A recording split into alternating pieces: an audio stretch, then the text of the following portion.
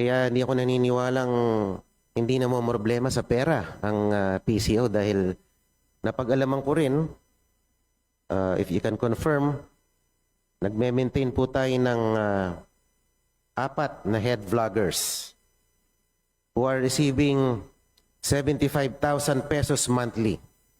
At yung bawat head vlogger na yon ay merong, kumbaga downline o meron siyang sinusupervise na 10 vloggers who receive about 10 to 50,000 pesos allowance depende sa kanilang performance.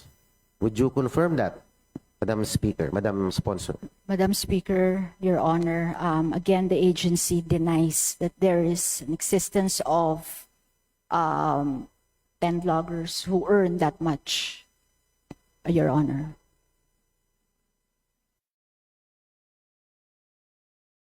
Ito po kasing mga nakaraang araw, meron pong lumabas na news item na yun daw pong nanay ko di umano ay konektado sa mga diskayas. Isang report ng isang news channel. At tinignan po namin yung analytics. Talagang binuboost yung item na yun, yung news item na yun. Talagang funds were heavily poured on that news item. At ito naman po ay pinick up ng mga vlogger para po ipakalat ang maling istorya na yon. Kaya po naniniwala po ako na napakalaking pera ang ibinubuhos dito sa departamentong ito para kalabanin ang mga kritiko ng administrasyon.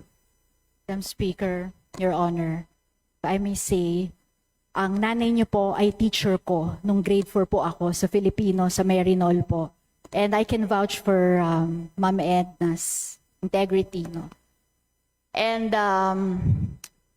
yung binuboost po na napapansin nyo, hindi po galing at least on the PCO's end, wala po talagang mga